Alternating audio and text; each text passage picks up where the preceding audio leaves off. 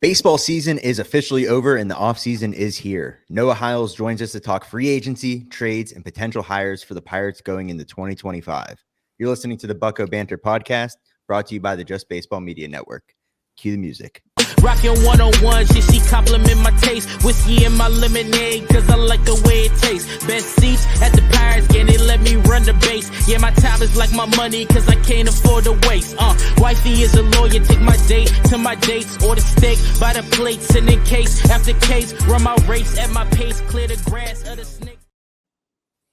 And Adam, welcome back to another week between the three of us. Another Sunday, shall I say. No Steelers, so a free day, if you will. We haven't talked since the end of the World Series, Noah, so I wanted to get your final thoughts on how that World Series ended, and maybe we can have a quick discussion about it. Fielding is important. That was my big takeaway there. Hustle is important. I don't know. Like my big takeaway from that World Series in general was, and this is like easy to point out just because it's been said so many times by so many Yankees fans I've seen, was that if you have flaws all season long and you don't address them, even if your talent can take you far, eventually those flaws are going to come and get you. And that's what happened to the Yankees. I mean, they were a sloppy baseball team from game 1 to game 5 of the World Series. They had inconsistent bullpen pitching all season long, and that got them. And they really relied on 3 hitters, sometimes 4, depending on if another guy got hot for a certain week or month or whatever. But they had 3 consistent hitters that carried them throughout the whole way, and that talent wasn't enough. So those are my big takeaways. Oh, yeah, that and spending money works. Because the Dodgers spent a crap ton of it, and, they're the World Series champions, and they are probably going to be even better next year with how this market's shaping out. There are only a few big things you can get here, and depending on if it's Soto or if it's Adames or if it's, additional pitching, whatever they spend their money on, they're going to be a better team next year. So yeah, they get Tyler Glasnow back next year. They get Shohei Ohtani pitching next year. Dustin May. Yep. It's coming back next Gonsolin. year. Yeah, they're going to shout out Tony Gonsolin. Yeah, they're going to add, and that's the unfortunate reality of it. Money wins. But it's funny you mentioned, like, hey, they were a sloppy team from game 1, because you can't say that about everybody and then say, like, oh, well, they just came short. They were sloppy the whole way, but you know what? They got to the World Series. It just doesn't usually work like that, and it kind of shows the value of the Tommy Edmonds, the Kike Hernandezes, the Will Smiths of the world. You mentioned, like, hey, the Yankees relied on Soto, Stanton, and Judge. 1 through 9 for the Dodgers could kill you at any moment. Yep. Throughout the entire postseason, to the point where I was putting futures on Kike Hernandez to win MVP, because I'm like, why not? Like, Tommy Edman won that the NLCS MVP. So guys like that, trade acquisitions, those matter, man. Like, you saw it all throughout the offseason. The Lane Thomases, like I mentioned, the Tommy Edmonds, the Jazz Chisholms, like, those guys can help push you to the next level, to get you to the next series. And it makes me sad because our version of the trade deadline didn't really go as planned, but we're here to talk offseason baseball, right? We're here to talk about what the Pirates can do in the future to help this team out. But before they do that, they need to address some personnel hires, right? They need to address, I don't know if they hired a strength coach, but that aside, they need to hire a hitting coach. Andy Haynes is gone. Everybody could rejoice. But who are they going to bring in before free agency starts at 5:00 tomorrow? That's the big question. I don't know. I mean, it's something where, like, for a hitting coach search, it can be tough. You could send some texts, you hear some names, but you never really know who's incredibly reliable here. Because let's be real, all cards on the table, a lot of off-season information comes from agents. And at least a lot of people at my level, where if you're a daily beat writer for a team that, part of the traveling media, you don't have a deep Rolodex of agents of other hitting coaches. Like, you have that information for players, and you could look into it, but I mean, you're searching for a needle in a haystack because, like, where are they even looking? You know, is it someone who's active in the game now? Is it someone who's in that role? Is it a younger guy? Is it a more experienced guy? Is it someone who maybe just got let go? You know, so it's tough. I will say, I think we're going to see a lot of wheels moving this week simply because of the GM meetings, right? Free agency starts, the GM meetings. Anytime people gather in baseball, things happen. And this is the first big gathering of the offseason. So I think that, yeah, we're gonna get some more information. Some stuff will definitely come across my desk and Andrew's desk, and obviously like the big time newsbreakers, the national guys, the insiders. I think the wheels will start turning a little bit more here soon. Is it me, or does it just seem like this organization takes a little bit longer to make these type of decisions? Because I feel like a lot of the coaching hires that have already happened, like especially for the teams that were eliminated, right?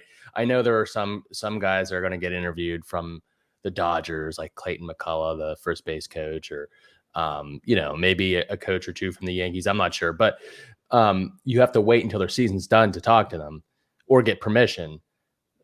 It just feels like other organizations have had their interviews, have made their hires, but those are also manager hires. It just feels like with the Pirates, we wait a long time, whether it's a coaching hire or a free agent acquisition. I don't know. Does feel like that, doesn't it? I don't know. I mean, I can't say for certain. I've only covered this team for 1 year. This is my first offseason being in this position. So I would be speaking out of turn if I said, quantifiably or as a matter of fact, that is that way. But as someone who viewed it, casually from afar, and, you could go all the way back to when they hired Shelton and Charrington. It felt like those kind of took a little bit longer. It seems like, they're never really the first off the boat for anything when it comes to hiring people, when it comes to making a trade, signing free agents. Yeah, they take their time. Yeah, 100%. I mean, it's a crapshoot, right? There's a billion guys out there that could take over the job. I'd like to see them pull from just an organization that is either similar to the Pirates, like the Diamondbacks or the Guardians, if there's somebody that qualifies in that area, because you're able to work with guys in similar situations, guys that are getting paid similar amounts, or just from teams that have success year in and year out. I mean, you talk about the Padres, the Astros, the Dodgers. I'm sure there's a line of coaches that are going to come out of the Dave Roberts coaching tree, if you will, or the, just anything, man. Like I think the Andy Haynes hire from the beginning, there was a lot of question marks. I just like one hire where it's like, hey, yeah, this guy did have success in whatever role that he had with that, whatever organization that he was in. It just gives you a little bit more like ease and comfort going into the season. It's kind of like their R&D hire. Yeah. I mean, you're like I said, we've said this on the show before. Go get people who do well elsewhere, especially like what you just mentioned, Adam, under the same budget restrictions. That's look over the shoulder of the person who's taking the test next to you and steal their answers. Like, you're able to do that in this situation. Like, don't cheat, just pay for their people, and there's got to be someone out there, right? And and maybe it's someone that this staff has familiarity with, right? Like I know Shelton and Haynes worked together previously, and that's how a lot of hires work. Just in general, you hire people who you kind of know, but in this case, I think maybe you just cast a wide net and you hire someone where familiarity has nothing to do with it. Someone who's innovative, has a vision, and has a track record, and maybe pay a little bit more for him, because this is a kind of a do or die year. Yeah, that's actually leads into what was going to be my next question. What I was going to ask both of you, what you guys are looking for in the next hitting coach, because I know it seems like this organization likes familiarity when they're making hires. We saw that with the international scouting director. We've seen that with many hires, right? Andy Haynes. I want to make a football comparison. Andy Haynes kind of seemed like the Frank Signetti hire, like kind of a boring OC hire for Pitt. I know it's a terrible comparison. Pitt, college football. Matt Canada. Matt Canada. There we go. Right there. Yeah, he's right there for you, Scott. I know. And then we got Pitt has Cade Bell. Cade Bell is this innovative mind that comes from Western Carolina, small school, did more with less, had one of the best offenses in all of Division I football. I want to see them pull from an organization like the Guardians, who do more with less, or the Rays. This is a bad comparison, but the Yankees took Matt Blake from the Guardians, and the Guardians are just notorious for developing pitchers, and he's done wonders with the Yankees pitching staff. So from a hitting standpoint, I don't really want them to go with familiarity per se. I want them to go with an innovative mind, a young up-and-coming guy in the game that can resonate with these young guys, and I don't know, like, get the wheels turning here. Yeah, I would say if I was using the Matt Canada comparison, I don't want somebody that's just going to throw the ball outside the hash marks. I want somebody that's going to use the whole field, right? I want somebody who's not going to have an overarching plan that applies to 1 through 9 or whatever hitter you have on this roster. I want somebody who can, one, who has been there, that's young, that understands the grind, but 2, can analyze different swings and different approaches for different guys, because no swing is the same, no approach is the same. And that's what you need at this level. Like, you saw guys like Nick Gonzalez make adjustments in the offseason with whatever he was doing. And then, like, going into the season, like, you need to be able to, like, have a guy that's going to work with what you've already established and, like, what you've already set as groundwork, and then build off of that. And then if you're getting in a slump, somebody who's not going to overwhelm you with new information and just throw a bunch of data at you, but that has a feel for the game. So, Scott, I think I agree with, like, a young guy that's innovative, that's been there before, but I think it's really just somebody who understands the grind of being a major league hitter. And I think more importantly, this person they hire has to have a track record of development. Yeah. Right? Like, in my opinion, the guys you acquire in the offseason, the big leaguers who are coming in, signing as free agents or trade, those are the guys you should be working the least with, right? Because theoretically, those are your proven guys. Like, if they bring back Kutch should require the least amount of attention, right? He's been playing for a long time. He knows what works with him. And he has a hitting coach there to kind of bounce ideas off of.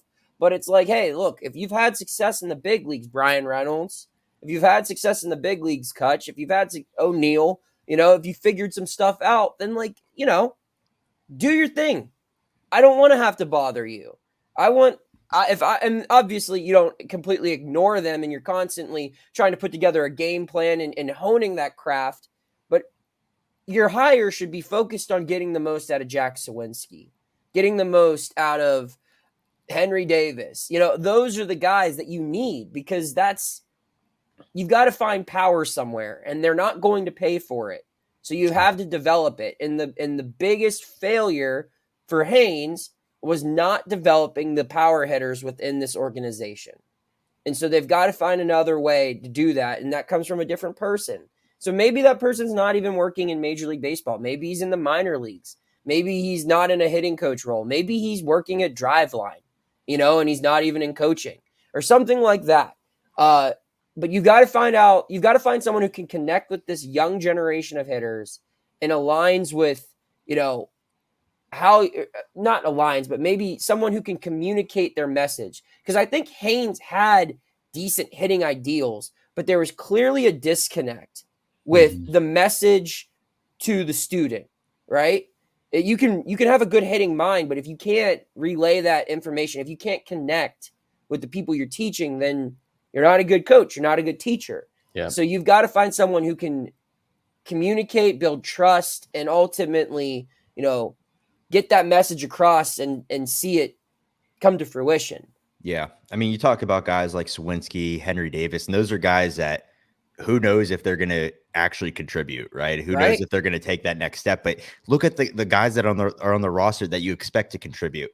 O'Neill Cruz, Ke'Bryan Hayes, Nick Gonzalez, Jared Triolo is going to, be available. Endy Rodriguez coming back. Like, you're right. You need somebody who's going to help these guys develop into the best hitter they can possibly be, because I just read off your core pretty much outside of Reynolds and Kutch, who you leave be, and, if they want advice, they can come to you. But those guys, their development period is right now. Yes. And these next couple of years are so crucial with the pitching staff that they have coming in. So yeah, I mean, obviously, like you said, for Sawinski and Davis, and probably guys coming through the system as well, heading into spring training, it's going to help a lot. But I can't stress enough how important this is. Like, this is just as important as going into the offseason and getting guys that are going to help contribute to this team to make it winning baseball. Like, you need coaching staffs that you could rely on. Yeah, not someone who's just worked with your staff before and knows that it'll be the same message and everything. Like, it's got to be something a little bit more than that. Yeah, no, absolutely. I've said this is the most important offseason for the Pirates. This might be also one of the most important hires too, just given their window and the current roster they have. I feel like they have to, definitely get this one right. Yeah. So we'll see. Like you said, we have the GM meetings coming up. You'd think that before they start talking with free agents or talking with other organizations about trades, that they'd have a full staff in mind. So maybe we'll see something here soon. I don't know. But speaking of the offseason, you published an article recently in the Post-Gazette outlining some potential free agent signings, trades. You broke them down into categories. I wanted to talk through that real quick. And maybe we can start with like your big splashes. Mm-hmm. You listed Tyler O'Neill, Tanner Scott, and Christian Walker. Of those three, who do you think is the most realistic? Probably O'Neill. I don't think Tanner Scott's entirely out of the question, simply because if they paid 10.5 for Chapman last year, and that was at a time where the way they spent that money was basically them admitting we weren't able to get the starter that we thought we were going to get this offseason. And so we need a weapon in our bullpen. But now you look at it, it's like that might be the only big money you need to spend of significance on pitching at all. And so if you kick up an extra 4 or 5 million, but I mean, the market for Scott's going to be huge, right? I mean, that guy made himself a lot of money with how well he pitched in San Diego. You talk about deadline acquisitions. He might have been maybe the best pitcher dealt at the deadline as far as actual production goes, or at least from the bullpen side of things. So that's one that I don't rule out as far as, reaching for the sky or whatever, stupid subtitle I gave that in my story, which you should read at post-gazette.com. But I think O'Neill makes sense simply because he checks every box the Pirates need right now. And if there was ever a guy where they're going to spend, for their standard, an uncomfortable amount of money on free agency, it's a guy like this. He's not looking for a 10-year deal. He's not looking for 20 plus million. I mean, what'd they spend on Martin? It was like 2 years, 17 million. Yeah. And that was like in 2013. So, you move it up a decade, it's a little bit more. I think you could get O'Neill for like 2 years, 32 million. And I know that 16 million a year sounds like crazy money based off of how this front office has gone about allocating its dollars. But when you consider the fact that, like, they're going to pay Mitch Keller this amount of money not long from now. They're going to pay Brian Reynolds this amount of money not long from now. They're going to be paying Paul Skeens probably more than that when he hits arbitration, and Jared Jones and all these guys. So if you get him for 2 years, 16 million, that deal expires by the time Skeens hits arb, right? Yeah. So that might be the time to do it. And the fact that it brings power to your lineup, the fact that it brings better defense to your lineup, it brings in a guy who's been around winning. There's just a lot of things to like about that. And it'll be interesting because I feel like, there's obviously one outfielder that everyone's going to thirst over this offseason. But by everyone, I mean like the 3 teams that I can actually pay him. Yeah. But after that, I feel like there's O'Neill. There's other guys too. But this is a guy where the Pirates can really say, you know what? No. Like, we're not waiting for anything else. This is our guy. We're going to be it's like in the draft where if there's a team that says, hey, you know what? No, like the Chiefs said, we like Mahomes. We're going to trade up. We're going to get Mahomes. We're going to be aggressive. We could wait for him. We could let it play out and see what happens. Or we could see, hey, he said he wants this amount of money. We're going to pay him this amount of money and believe in what you're paying for. I don't know. That'd be my thought. I like that one a lot of the three of your big splashes. I do like Tanner Scott too. He's also a Youngstown guy, so sort of local, I guess. There we go. But I like Tyler O'Neill because one big concern for me going into this season is defense. Mm-hmm. And that was a big concern. That was a big problem for this team this year. And I think you need to surround O'Neill Cruz with good corner defenders. Tyler O'Neill is a guy, we mentioned this on the last episode. I think it was your quote, Noah. Make him an offer they can't refuse. Yep. He could be a guy. He's a guy that I'd be in favor of getting an early aggressive offer out to. Yep. Because I think he'd be a perfect fit for this team. Just wanted to put that out there. But yeah. Basically, when I was writing this, my 3 areas of focus this team needs to have this offseason are they need more power, they need more left-handed pitching, and they need better defense. O'Neill checks 2 of those 3 boxes, and he cannot pitch left-handed. So, ding him there. But the things that he can contribute, that's what you're looking for. And that's why I think he makes a ton of sense. He would have had 29 expected home runs at PNC Park this year. That would have led the team. He had 31 in 113 games. Wow. For reference, I mean, Kutch played 115 games at DH. He hit 20 home runs. So just imagine, like, the same amount of playing time for Andrew McCutchen, but 29 home runs. And quality defense on top of that. Yeah, we got to focus on driving and runs. That was the issue at like the beginning of the year when you're talking about, well, I wouldn't say it's the issue. In the beginning of the year, you thought Jack was going to put the ball in the seats 20 plus times throughout the season, no matter what his average was, whatever his on base percentage was. You thought guys like Henry Davis, after a promising spring, was going to put the ball in the stands 20 times a year.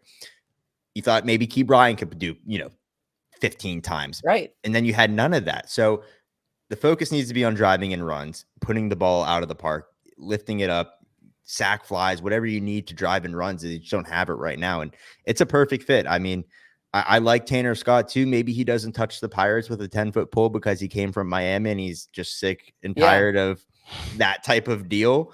But he's also going to get a lot of money elsewhere. And it also depends on what the Pirates want to do with their bullpen, right? Like whether or not they want to dish out, I don't know, $8 million to maybe get Aroldis back. Do they want to re-sign some arms like Baraki, who really didn't have an opportunity this year? We didn't talk about bullpen free agents on the last episode because we got pretty carried away with guys like Tyler O'Neill and these guys that we want to improve the team now. But the bullpen was a proven issue, right? Mm-hmm. Is there anybody, Scott or Noah, that you would like to see them go out and get in free agency that's not on this roster right now? Scott, you can start, or do you want me to start? Bullpen wise? Yeah. I'm going to just give a name real quick. AJ Minter from the Braves, lefty guy, former Texas A&M arm. Last year, he had hip surgery in August. I think he'll be ready by the season, but he was 3-1 with a 2.88 ERA in 25 innings pitched, 36 Ks, 1.1 WAR in only 25 innings. I mean, I think he could be a really solid back, high leverage arm. He could honestly fill in for Chapman in that role. And he's older. He's 31. So that's an arm I have an eye on. He's who could probably play a high leverage relief role in this bullpen. Yeah, I'm just going to rattle off a whole bunch here. 2 that I immediately set my eyes on, and these are guys at the deadline that I would have loved to see them acquire rather than Jalen Beeks, frankly, as like their left-handed 7th inning guy. Both of them played at Oakland last year. Scott Alexander is a guy who makes all the sense in the world. He's been a part of 2 World Series winning teams. He isn't gonna, what he pitched 38 and 2/3 of an inning last year, but like that's okay.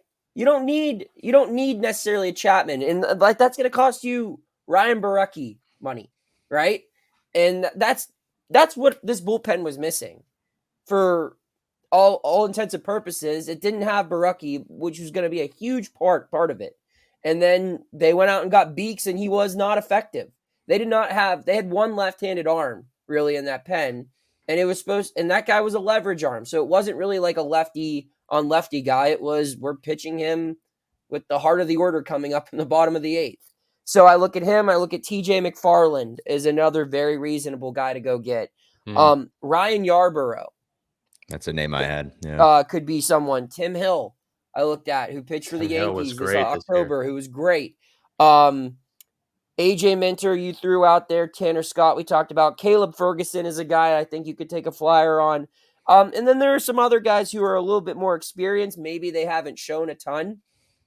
But I think if you're going to sign like 3 left-handed relievers, right? If you get like we mentioned, a Minter to be like your premier left-handed arm, then you can get a solid left-handed arm at a reasonable price, like an Alexander, a McFarland, a Yarborough. And then I think you take a flyer on a left-handed arm. And there are guys like that, like a Will Smith. One, you're guaranteed to win the World Series if he's on your roster. Yeah. It's either them or the Dodgers, which, okay, I answered that question. But anyway, and Justin Wilson's another guy, a veteran left-hander, who obviously played in Pittsburgh. I mean, you look like those are guys, Smith's 35, Wilson's 37. They're not looking for a ton of money here, man. They're looking, it's like in the scene with David Justice in the batting cages in Moneyball, where it's like, you want to stay in the show and I'm trying to, squeeze out the last ounce of baseball that you have in you. You're not the player that you were a long time ago, Will Smith or Justin Wilson. We're not pitching you in the ninth. We're not asking you to throw triple digits, but you've been a part of winning teams. You know how to be a big leaguer. You know how to be a pro, and putting you in our clubhouse means something. And if we give you, for a guy like Wilson, it might even be like a minor league free agent deal. Yeah. You come into spring training, you light it up. You're in our bullpen. There's value in those guys too. So I think there's options. I don't know if you need to go the Chapman route, or in this case, it would be Tanner Scott, where you spend it all on one big guy. But Chapman, as a return piece, would also make a lot of sense if he was willing to come back for a little cheaper, because I think he was pretty good for all intents and purposes. If they had more left-handers to use, he probably would have been even better. Yeah.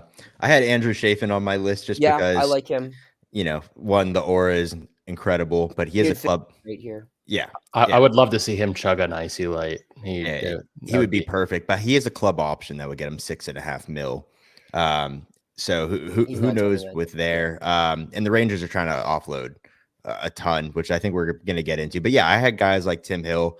I had Hunter Strickland as a possibility.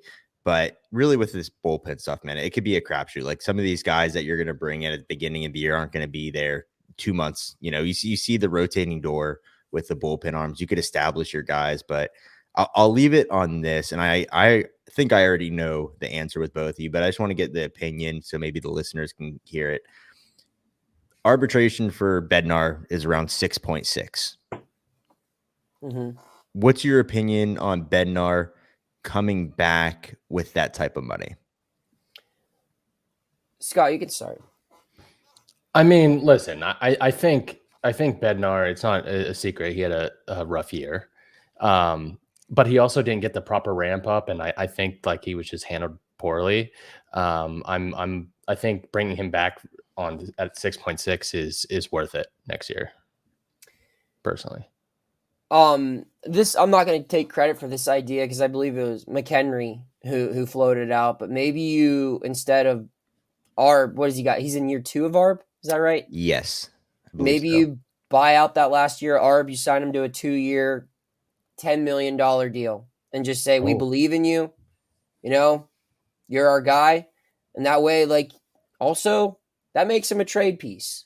And I wouldn't take trading Bednar off the table here. Obviously you're selling low, but I'm sure you look at the whole body of work, you look at it where he's at in his career. I think there's a lot of teams who would be willing to agree that that's a guy we could fix, or maybe he will just fix himself. He had one bad year.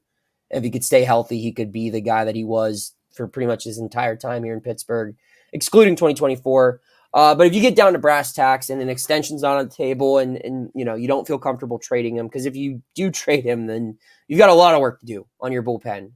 So I think the simple option would be, pay him what he wants in Arb. It's probably going to be a little lower now, right? Sure. Because of what happened in 2024.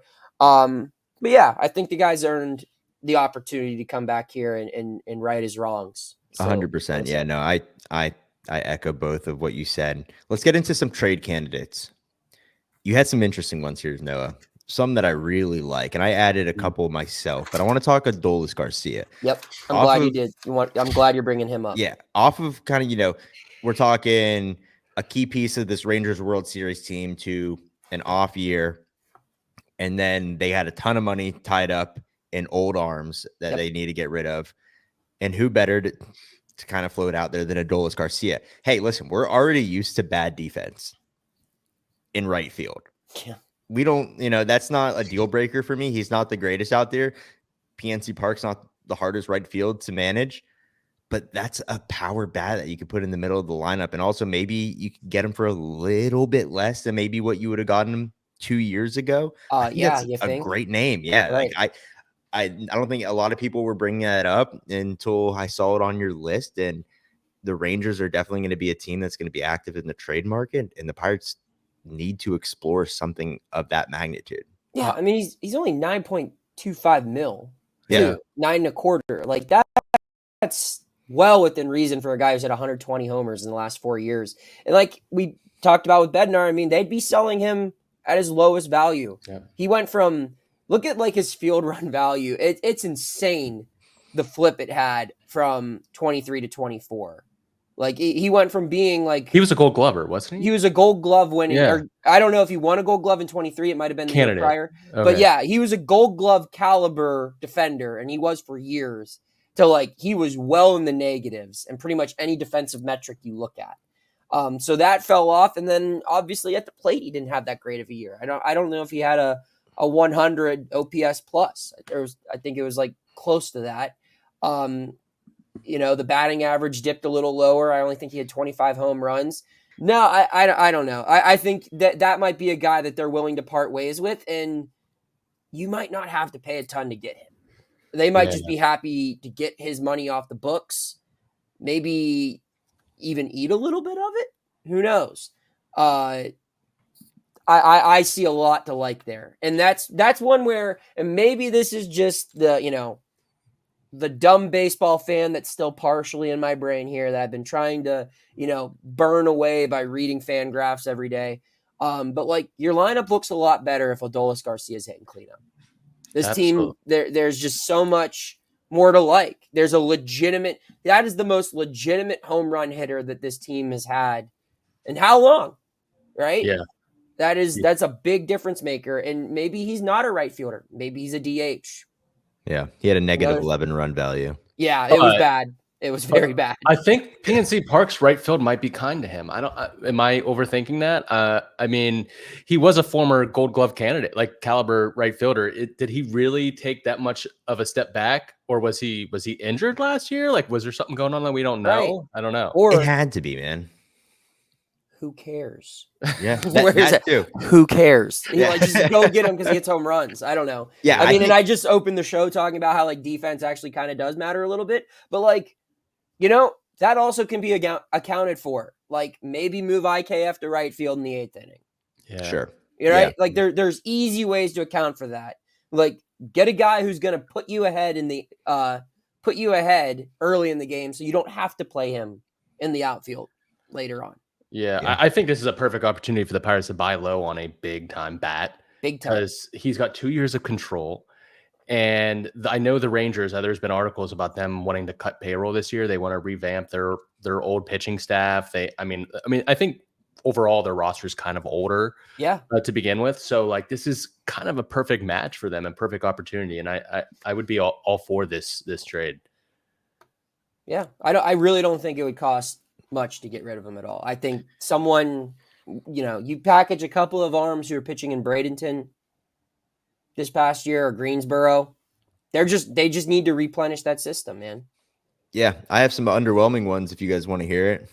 All right, what do you got for me? I got Mike Yastrzemski as a super underwhelming one, but he had 18 home runs this year and he's been a little bit injured. And I think there's still a lot of value there that you can get for a pretty good deal. I don't hate it. And he's not a bad defender, right? Yeah, he's pretty good. Yeah. I think you could stick him out in right field. You got that lefty bat with the Clemente wall there. I think it could play well.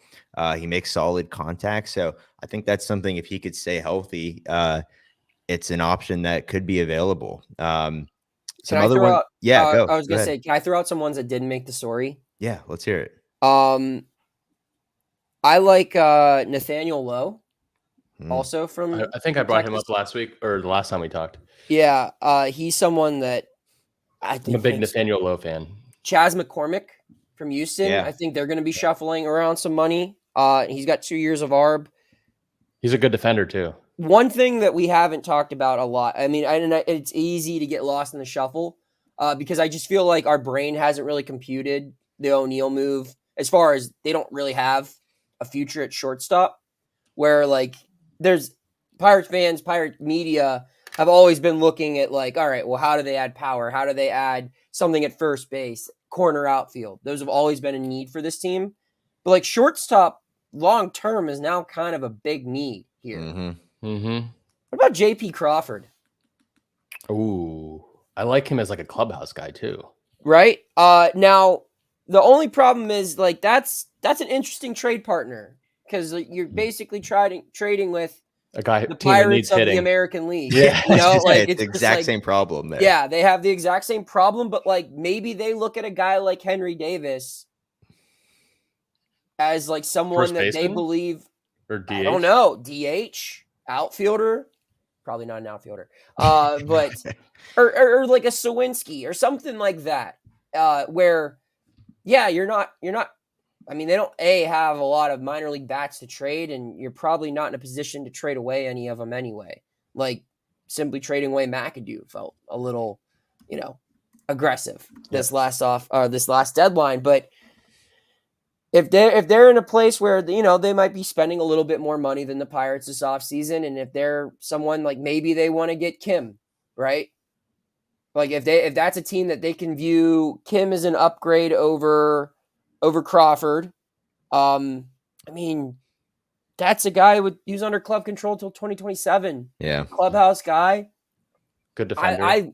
I like a lot that he has to offer. The only reason I didn't put it in the story was it's like the trade partner might be like, aside from like making a deal with the Reds, Cubs, Cardinals, or Brewers, the Mariners probably make like the least amount of sense for the Pirates to trade with.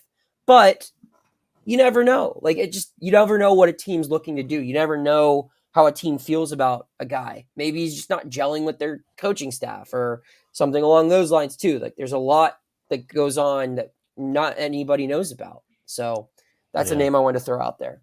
I like that. I also want to get your guys' opinion on Brent Rooker, because he's someone I've been like fascinating over recently, just because, like you said, with Adolis Garcia, he'd be the best 4-hole hitter we've had in a long time. And I think the same with Brent Rooker.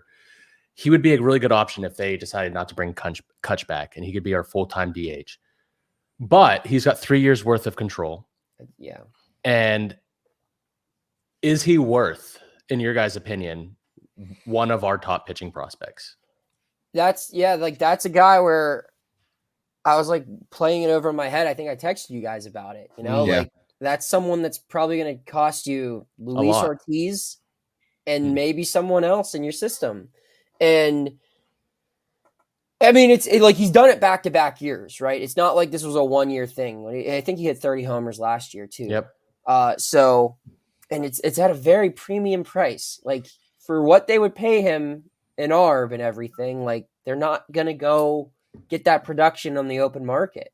But I don't know if there's going to be a better hitter traded this offseason than Brent Rooker. Like I think he will be traded. I think pretty much any team that has even the slightest desire to get to October next year will make a call about him. So you're not just trying to meet their price tag. I mean, you're competing with a lot of farm systems, a lot of teams that are aggressive and who might be willing to overpay because, I mean, shoot, you put Rooker on, I don't know, Cleveland or like so many of these teams. You send them over to San Diego, they'll find a spot for him somewhere, right? Or just there's so many lineups where it's like he's the final piece, whereas here it's like Rooker, okay, and who else? So that might be a reason for another team to overpay where the Pirates are like. That's my only hesitation right there. Yeah.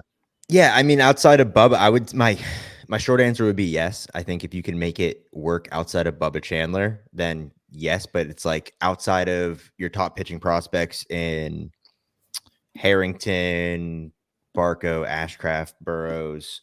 But here's the thing with that, Adam.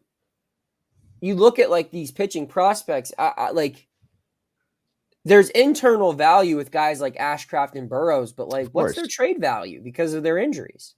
Yeah, well, that's what with Ashcraft especially. Yeah.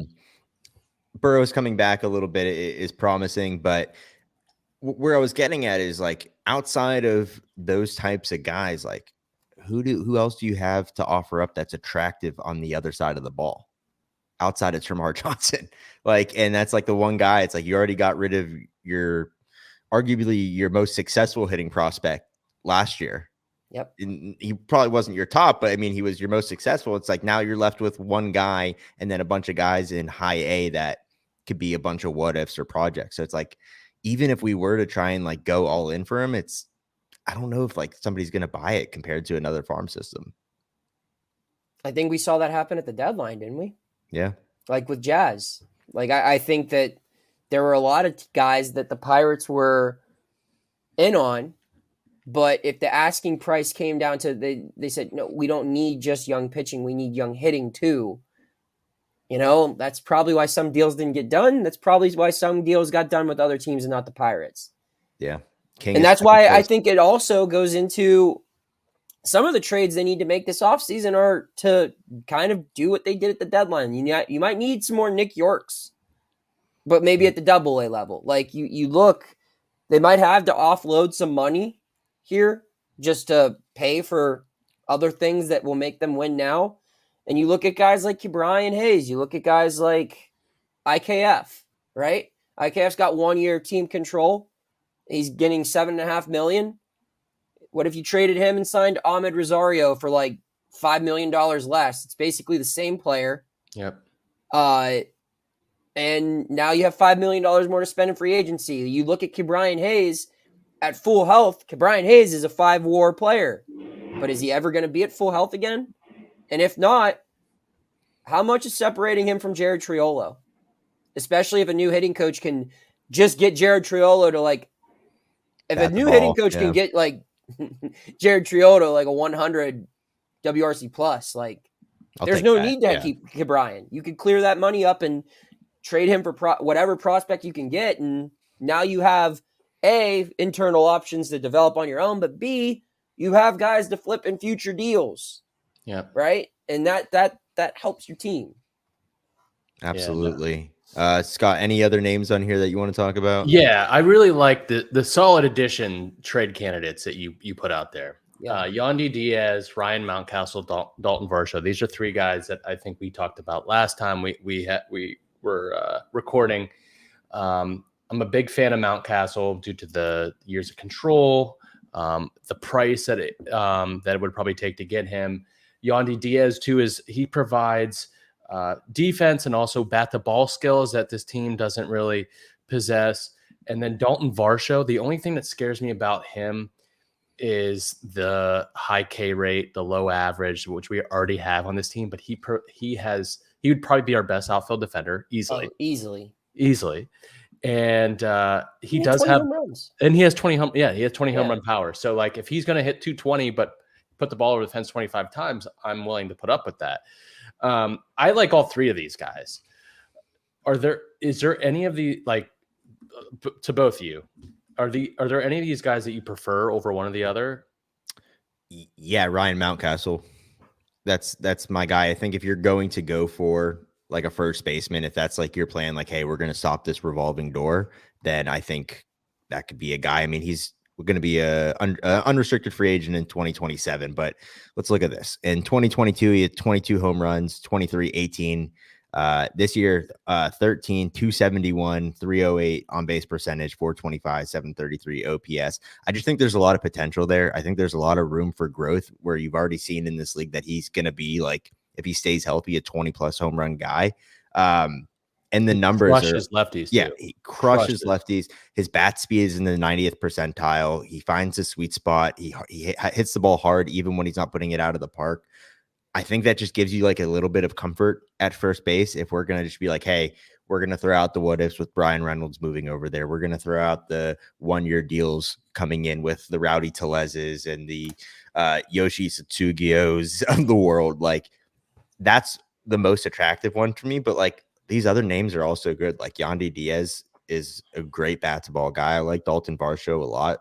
I mean, I share the same concerns that you do, Scott, but out of all three of them, Mountcastle would be like my ideal trade partner. Also, I just think like the marriage between the Orioles and the Pirates is just, it's Makes there. sense. Like what we're talking about, what we didn't have with the Mariners, if you will, you have with the Orioles, where you could just make that, hey, we're going to give you arms, you're going to give us bats. I basically agree with everything Adam said. So I want to propose this. What if they got all three and that was their off season? With the exception of like adding bullpen arms, right? So like we're going to assume that that's their offensive additions this off season. And like, you know, you might sprinkle in like I keep using his name. I feel bad, but like an Ahmed Rosario, just because I think that like he's going to be ridiculously cheap and it makes so much sense. Yeah. Or just a player of that caliber, right? You sign someone to like a Michael A. Taylor type deal in March, but an infielder.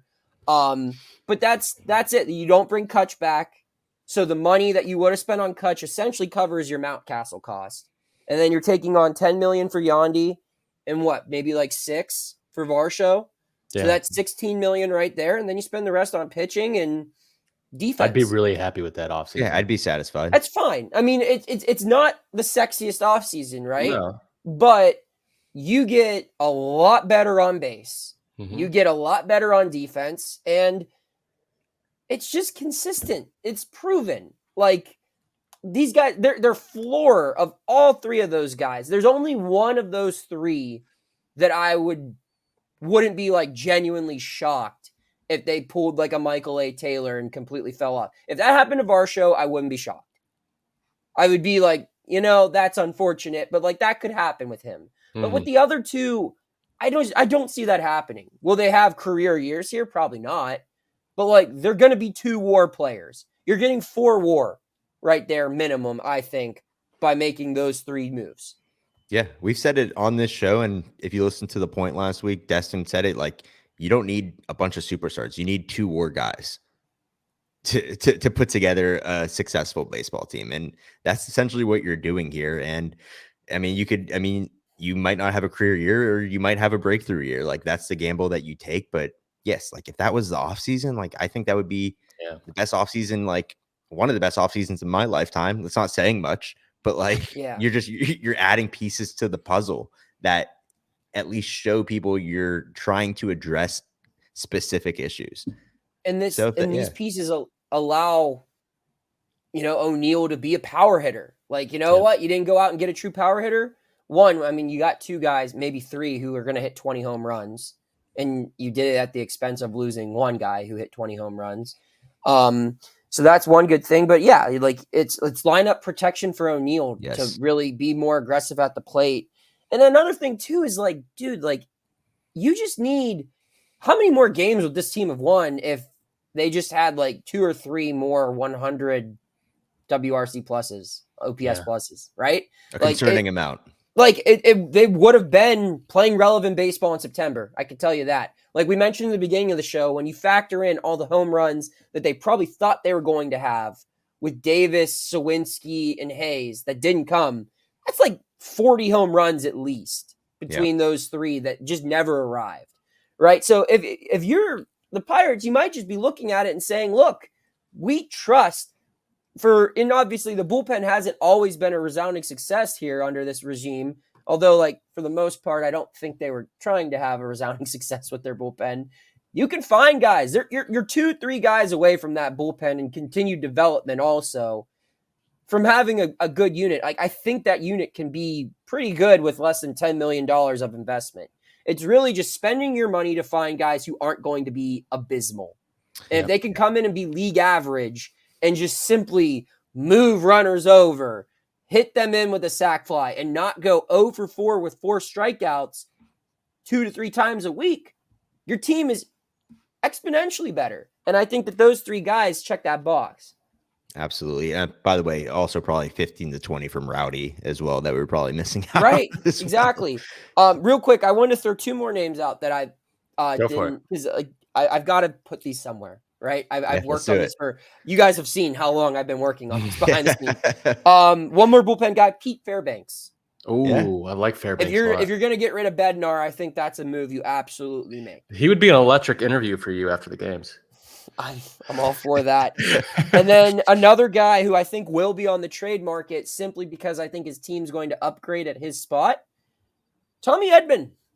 Go get Mr. NLCS, because I think they're going to go get Willy Adames. Yep. I think that's a foregone conclusion that the Brewers the Brewers are losing their best player to the Dodgers.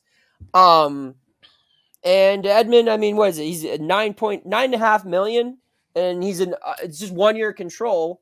But if you look at it like IKF was your everyday shortstop, you get rid of IKF, you bring in Edman, you're adding $2 million of payroll. I love that, actually. Yeah, I like and that a lot. It's the same player who's going to be a free agent, and maybe, a guy like Edman, who I think is a little younger than IKF, I believe. I haven't. Yeah, 29. Yeah. All right. Yeah. So, I think that could make some sense, and I don't expect him to do what he did, with that lineup protection he had in LA, but that would probably be a sufficient offensive upgrade to that spot in your infield.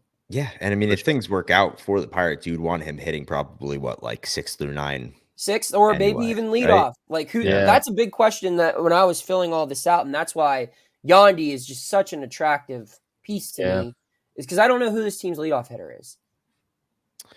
I don't know who their on base guys. I mean, the easy answer is Kutch. But, I don't think he really wants to do that again, 1. And 2, I don't think you're not doing anyone any good by having Gonzalez or IKF hit out of that spot. No. So, I think someone you need to trade for this year is someone with a regular, dependent on-base percentage. Yeah. And Yandy just makes so much freaking sense. And if you go get him, you could play him at first base, or if you don't want Kutch to come back, then you make him your DH. And if you don't have Hayes back, then you maybe play him 20 games at third base too. There's just a lot to like there. Yeah, Ahmed Rosario could be an alley. Ahmed Rosario. When that signing inevitably happens on March 13th, I'm going to be very excited. That's good. Yeah, we'll do a victory lap. Yeah. A lot of options here. I'm sure we could have a whole nother episode on this, and we're going to continue to talk about this because it's going to get hot starting at 5:00 tomorrow. Things are going to get moving pretty quickly. I mean, it already got hot with Tristan Gray signings. I don't know. Yeah, I mean, we didn't even bring that up. We didn't even bring up the Eddie Eaton successor contract. So, I mean, that aside. Yeah, I was on a walk with my girlfriend during that. We were like, you want to go walk around, see all the little kids in the costumes, walk around the neighborhood. We were walking, got the notification that happened. She's like, everything okay? I'm like, yeah, everything's fine. I can this article can wait an hour. This doesn't need to. I'm not sprinting home to get this one up on post-gazette.com. I'm sorry if my bosses hear that. Anyway, it's that with me. But I don't think anyone blames you for that one. Yeah, I was like, this one can wait. I say that he'll probably hit a walk-off home run in the divisional series or something this upcoming year. Good. Well, maybe that'll bring us some good luck. Let's close this out with the AFL update as it comes to a wrap over there in Arizona. Scott, I'll get us kicked off here on Wednesday, which was the first game where all Pirates position players were in a lineup together, if I'm correct. And I think this was Termarr Johnson's last appearance in the AFL before he joined Team USA.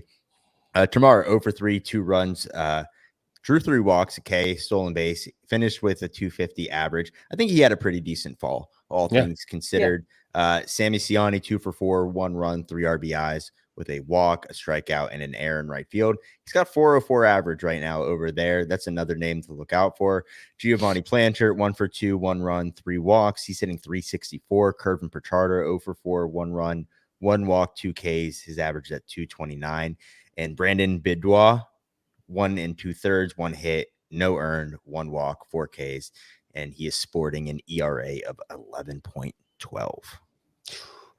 Thursday. By the way, oh yeah, they won that game against the Mesa Solar Sox. I'm used to them losing all of these games. They won. No, they had a surge. They won all their games this week. 10-1 win on Thursday against the Glendale Desert Dogs. Sammy Sinai went 1 for 2 with his second home run, 4 RBIs, 2 walks, and a K. He's at 408. Kevin Pichardo went 3 for 4 with a double, an RBI, and a walk. He went up from 229 to 282. And then Valentin Linares, 1 2/3, 0 hits, no one runs, 4 Ks. He's had a really good fall too. He was a reliever in Greensboro this year. He has a 1.29 ERA this fall. Yeah, and then Friday against the Salt River Rafters. I hate the Salt River Rafters. I can't tell you how much I despise that team. 4-1 W. All right, Derek Diamond, 1 2/3, 1 hit, no earned, 1 walk, 1 K. He's got a 2.70 ERA. And then Eddie Yean, as I just mentioned, signed his successor contract today. 1 inning pitch, 1 K. He has an 8.10 ERA. And then they are playing today. I do not know the results of that game. Doesn't really matter, but hopefully we had some guys get some solid reps there. This is a good episode, guys. I think there's a lot of stuff that was put out on the table, and there's a lot of options to consider, and there's a lot of things that are going to drive us absolutely up a wall this offseason as it continues. But no, that article was great. There's a lot of thought put into that kind of stuff. And like you said, we've seen the work that you're putting in behind the scenes and all the stuff that doesn't go into those articles. So like the mad scientist that is Noah Hiles cooking up all these trade deals is just scratching the surface at the moment. So we're going to see a lot more where that came from. But if you don't haven't already seen it, no, where can they find the article? At this little site called post-gazette.com. Yeah, and follow along. I'm sure there will be a lot of Pirates-related news here over the next couple of weeks, months, years, decades, centuries. So I don't know how long I'll be writing in that grand scheme of things, but as long as I'm there, read it. When I leave, I don't care what you do. Well said. Well said. Well, hey, if you don't already follow us on all social medias, the OnlyFans is about to be up and running. We'll keep you updated on that. YouTube, come look at our stupid faces. Hit that subscribe button. Leave a comment. If you're just listening to the audio, we love you to leave a 5-star review, download the episode, and then go over to buckobanter.com. It's been getting a little chilly in Pittsburgh, Scott. A little chilly, and we both got our Bucko Banter hoodies. They got the nice script across them. They're champion. They're comfortable. They're true fitting to size. I think you need one. You'd look good in one. Go over to buckobanter.com and go purchase your hoodie. And until next time, raise it. Raise it. Rockin' 101, she compliment my taste. Whiskey in my lemonade, cause I like the way it tastes. Best seats at the Pirates game, they let me run the base. Yeah, my time is like my money, cause I can't afford to waste. Wifey is a lawyer, take my date to my dates, or the steak by the plates and